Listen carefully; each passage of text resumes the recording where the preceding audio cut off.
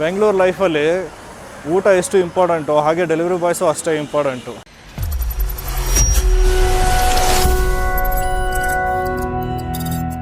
Delivery boys ಎಲ್ಲ ಇಲ್ಲೇ ಇದ್ದಾರೆ, ಅವ್ರ ಹತ್ರನೇ ಮಾತಾಡೋಣ ಬನ್ನಿ.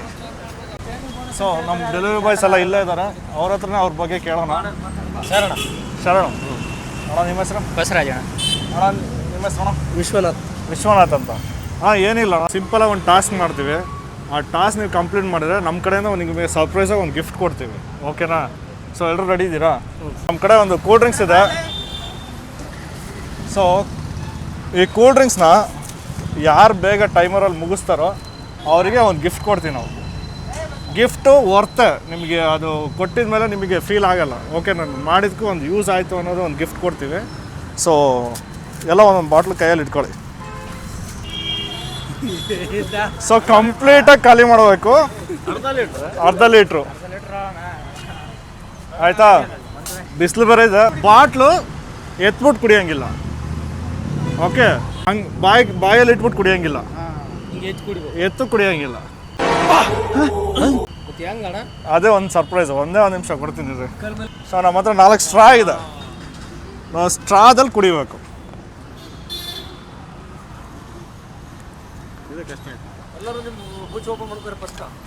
ಕ್ಯಾಪ್ ಓಪನ್ ಮಾಡಿ.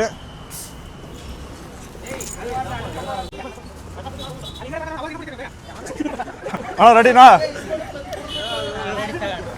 ರೆಡಿನಾ? ಓಪನ್ ಮಾಡಿ. ಒಂದು ನಿಮಿಷ. Okay, start.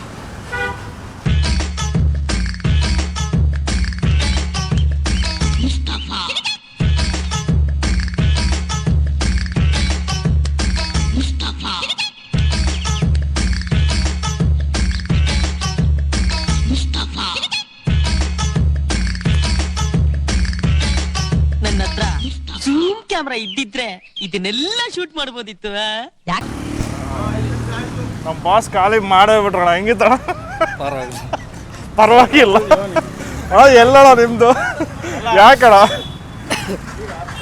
ಯಾಕೆ ಸಾಕಾಯ್ತಾ? ನೀನು ಎಷ್ಟಿದೆ ನೋಡಿ, ಇನ್ನೊಂದು ಸ್ವಲ್ಪ ಇತ್ತಪ್ಪ, ಮುಗಿಸ್ಬಿಟ್ಟಿದ್ರೆ ಆಗಿರೋದೇನೋ.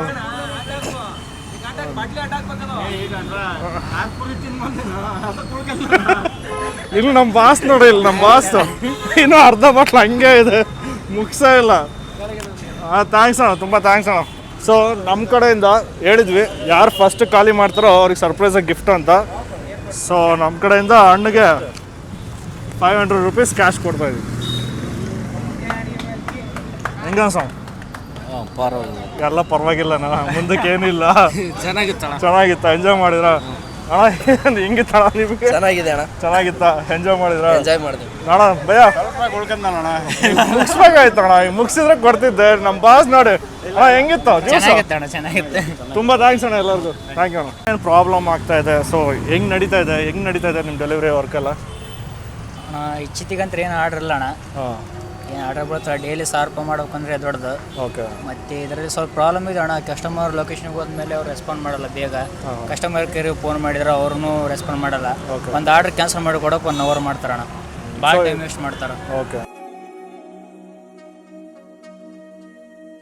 ಎಷ್ಟೊತ್ತಿಂದ ಎಷ್ಟೊತ್ತವರೆಗೂ ವರ್ಕ್ ಮಾಡೋಣ? ಬೆಳಗ್ಗೆ 10 ಗಂಟೆಯಿಂದ ರಾತ್ರಿ 12 ಗಂಟೆವರೆಗೂ ಮಾಡಿದ್ರೆ 1000 ರೂಪಾಯಿ ಆಗೋದಿಲ್ಲ ಅಣ್ಣ. ಓಕೆ, ಭಾಳ ಕಷ್ಟ ಆಯ್ತು. ಸೊ ಈಗ ನಿಮಗೆ ಪೆಟ್ರೋಲ್ಗೆ ಅದಕ್ಕೆಲ್ಲ ವರ್ಕೌಟ್ ಆಗುತ್ತೆ? ಅಣ್ಣ 350 ರೂಪಾಯಿ ಪೆಟ್ರೋಲ್ ಹೋಗುತ್ತೆ, 150 ರೂಪಾಯಿ ಇದು ಊಟಕ್ಕೆ ಹೋಗುತ್ತೆ, 500 ರೂಪಾಯಿ ಉಳಿಬೇಕಾದ್ರೆ ಕಷ್ಟ ಆಯ್ತು ಅಣ್ಣ. ಸೊ ಹೆಂಗಣ, ಈಗ ಊರು ಬಿಟ್ಟು ಊರು ಬಂದಿರ್ತಾರೆ, ಇದನ್ನ ಡೆಲಿವರಿ ಮಾಡ್ಕೊಂಡು ಜೀವನ ಮಾಡೋಕ್ಕಾಗುತ್ತಾ ಬೆಂಗಳೂರಲ್ಲಿ? ಇವಾಗ ಸದ್ಯ ಅಂತೂ ಮಾಡೋಕ್ಕಾಗ್ತಾ ಇಲ್ಲ ಸರ್, ಯಾಕಂದರೆ ಡೆಲಿವರೀಸ್ ಭಾಳ ಕಡಿಮೆ ಮಾಡಿಬಿಟ್ಟಾರೆ. ಥರ್ಡ್ ಪಾರ್ಟಿ ಆ್ಯಪ್ಗಳಿಗೆ ಜಾಸ್ತಿ ಕೊಡ್ತಾ ಇದ್ದಾರೆ. ನಮಗೆ ಜಾಸ್ತಿ ಆರ್ಡ್ರ್ ಕೊಡ್ತಾ ಇಲ್ಲ. ಕಸ್ಟಮರ್ ಲೊಕೇಶನ್ಗೆ ಹೋದ್ರೆ ಅವ್ರು ಸ್ವಲ್ಪ ಕಾಡಿಸ್ತಾರೆ, ಬೇರೆ ಲೊಕೇಶನ್ ಹಾಕಿರ್ತಾರೆ, ಆ ಕಡೆಗೆ ಬರ್ರಿ ಈ ಕಡೆಗೆ ಬರ್ರಿ ಅಂತ ಹೇಳ್ತಾರೆ. ಅದರಲ್ಲಿ ಟೈಮ್ ವೇಸ್ಟ್ ಆಗುತ್ತೆ. ಮತ್ತು ಡೆಲಿವರೀಸ್ನು ಕಡಿಮೆ ಆಗ್ತಾ ಇದ್ದಾವೆ. 12-13 ತಾಸು ದುಡಿದ್ರೂ 1000 ರೂಪಾಯಿ ಆಗೋದಿಲ್ಲ. ಅದ್ರಾಗ ನಮ್ಮ ಖರ್ಚನ್ನು ತೆಗಿಬೇಕು ನಾವು, ಹಂಗಾಗ್ತಾಯಿದೆ. ಜಾಯ್ನಿಂಗ್ ಆಗಿದ್ದೀವಿ ನಾವು ಕೂಡ, ಅಷ್ಟೊಂದು ಇದಾಗ್ತಾನೇ ಇಲ್ಲ. 4 ದಿನ ಆಯಿತು ಮಾಡಕತ್ತಿ. ಏನಂದ್ರೆ ಆರ್ಡ್ರ್ಗಳೇ ಕಡಿಮೆ ಕೊಡ್ತಾ ಇದ್ದಾರೆ, ಅರ್ನಿಂಗ್ಸ್ ಕೂಡ ಕಡಿಮೆ ಇದೆ. ಸೊ ನೀವೇನೇನು ಪ್ರಾಬ್ಲಮ್ ಫೇಸ್ ಮಾಡ್ತಾ ಇದ್ದೀರಾ ಇವಾಗ? ಅಣ್ಣ ಪ್ರಾಬ್ಲಮ್ಮು ತುಂಬಾ ಆಗುತ್ತೆ ಅಣ್ಣ. ಒಂದೊಂದು ಟೈಮ್ ಏನಾಗುತ್ತೆ ಅಂದರೆ, ಕೆಲವೊಂದು ಸರ್ತಿ ನಾವು ಆರ್ಡರ್ ತೊಗೊಂಡು ಹೋಗಿರ್ತೀವಿ ಕಸ್ಟಮರ್ ಲೊಕೇಶನಿಗೆ.